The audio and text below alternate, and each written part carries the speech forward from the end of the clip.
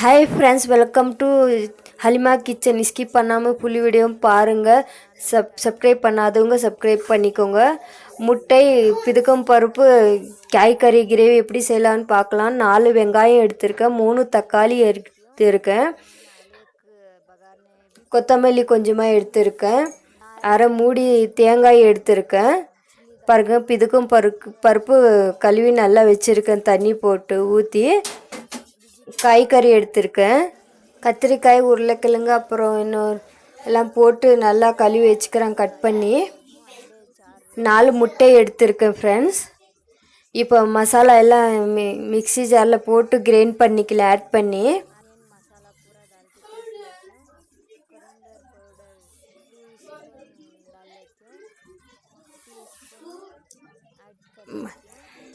தனியாந்தூள் போட்டுக்கலாம், ஆட் பண்ணிக்கலாம். 2 டீஸ்பூன் தனியாந்தூள், மஞ்சள் தூள் 1 டீஸ்பூன், மிளகாய் தூள் 1.5 டீஸ்பூன் ஆட் பண்ணிக்கலாம் ஃப்ரெண்ட்ஸ். இஞ்சி பூண்டு பேஸ்ட் 1 டேபிள் ஸ்பூன் ஆட் பண்ணிக்கலாம். ஆட் பண்ணி கிரைண்ட் பண்ணிக்கலாம் ஃப்ரெண்ட்ஸ். பாருங்கள், கிரைண்ட் பண்ணிட்டேன். இப்போ ஒரு பாத்திரத்தில் மாற்றிக்கலாம். அதுக்கப்புறம் இது இருக்குது இல்லையா, தேங்காய், அதுவும் கிரைண்ட் பண்ணிக்கலாம். தேங்காயும் தக்காளியும் கிரைண்ட் பண்ணிக்கலாம் ஃப்ரெண்ட்ஸ்.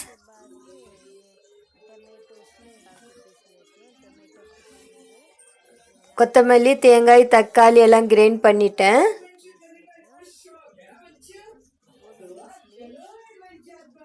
பாருங்க, அதுவும் கிரைண்ட் பண்ணிட்டேன்.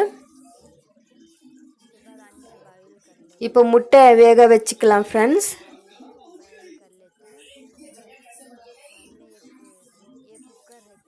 இப்போ ஸ்டவ் ஆன் பண்ணி ஒரு குக்கர் வச்சு அதில் 2 டேபிள் ஸ்பூன் எண்ணெய் ஊற்றிக்கிறேன்.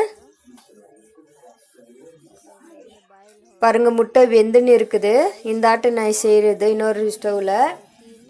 பட்டை, லவங்கம் எல்லாம் எடுத்துருக்கேன், அதுவும் ஆட் பண்ணிக்கலாம். 2-3 பட்டை, லவங்கம், ஒரு ஏலக்காய் எடுத்துருக்கேன். உங்களுக்கு எவ்வளோ வேணுமோ அவ்வளோ ஆட் பண்ணிக்கோங்க ஃப்ரெண்ட்ஸ். வெங்காயம், அரை வெங்காயம் கட் பண்ணி வச்சுருந்தேன் தாளிக்கிறதுக்காக, அதுவும் ஆட் பண்ணிக்கலாம். பாருங்க, கோல்டன் ப்ரௌன் ஆன அப்புறம் மசாலா ஆட் பண்ணிக்கலாம் ஃப்ரெண்ட்ஸ். கிரைண்ட் பண்ணி வச்சோம் இல்லையா, அந்த மசாலா ஆட் பண்ணிக்கலாம். கொஞ்சம் பச்சை வாசனை போகட்டும். அதுக்கப்புறம் தேங்காய் கிரைண்ட் பண்ணி வச்சோம் இல்லையா, தேங்காய், தக்காளி, அதையும் ஆட் பண்ணிக்கலாம். உப்பு எவ்வளோ தேவையோ அவ்வளோ ஆட் பண்ணிக்கோங்க ஃப்ரெண்ட்ஸ். அப்புறம் காய்கறி எல்லாம் ஆட் பண்ணிக்கோங்க. முருங்கைக்காய் எல்லாம் இருக்குது.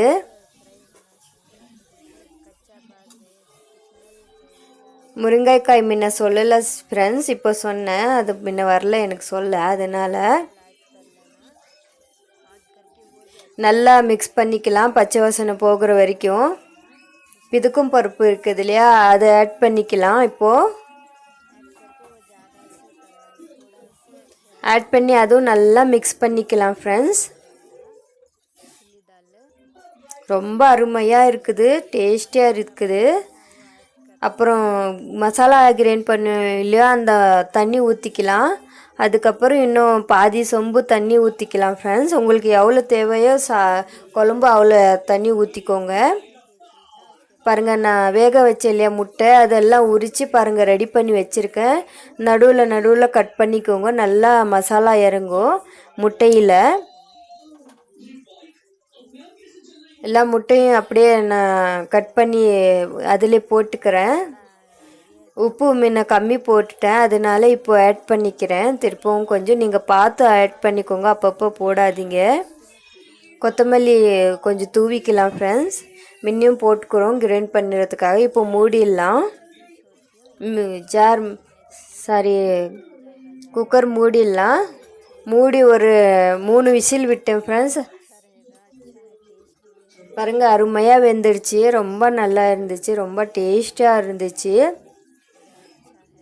அருமையான முட்டை காய்கறி கிரேவி, முட்டை, காய்கறி, இதுக்கும் பருப்பு கிரேவி அருமையாக செஞ்சுருக்கேன். ஃபுல் வீடியோ பாருங்கள், சப்போர்ட் பண்ணுங்கள், சப்ஸ்கிரைப் பண்ணுங்கள் ஃப்ரெண்ட்ஸ். தேங்க்யூ ஃபார் வாட்சிங். ஸ்கிப் பண்ணாமல் பாருங்கள். தேங்க்யூ.